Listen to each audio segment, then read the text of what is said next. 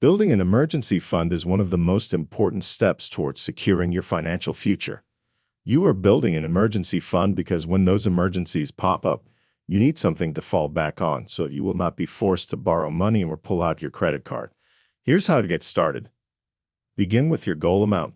Most financial advisors will recommend that you have at least 3 to 6 months of living expenses in your emergency fund.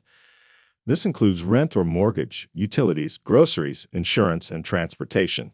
Take a moment and think about your current monthly expenses.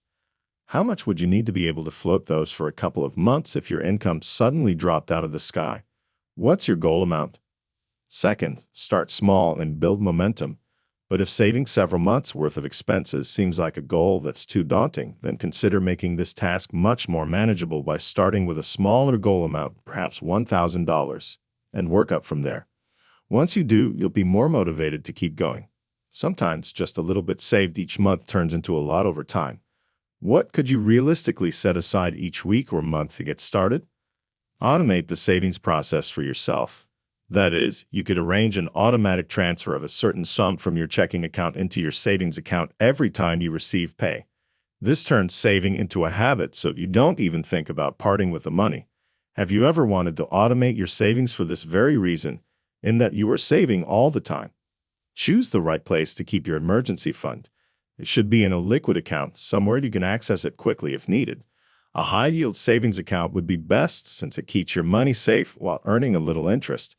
Just be sure that this account is separate from your usual checking account so that you don't easily get tempted to dip into it for non-emergencies. Do you have a separate account for your emergency fund, or is it mixed in with your everyday money? Cut out as much fluff in your spending as possible in order to put the most money into your emergency fund. Review your budget and ask yourself what you can cut back on, even temporarily. Maybe that means dining out a little less or canceling those subscriptions you no longer use. Maybe that means shopping sales more and paying full price less. Every bit counts. What are some expenses you could cut out altogether or cut back on in order to increase your savings? Another approach is to increase your income. Try to bring in as much money as you can get, if possible, so that the process can be speeded up. Look for a side hustle, freelancing job, or consider selling things you don't need. Just how much faster could you reach your emergency fund goal with a little extra income coming in? As you make your deposits to the account, be sure to revisit these goals. Your financial needs in life may change all the time. If you relocated, took a new job, or had another major life event, it probably meant an adjustment to your goal for an emergency fund.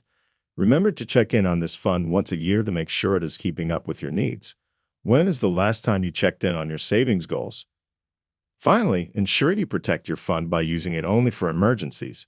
It is so easy to fall into temptation and use it for things you need not, but remember this money is there to protect you during job loss, medical emergency, or urgent repair.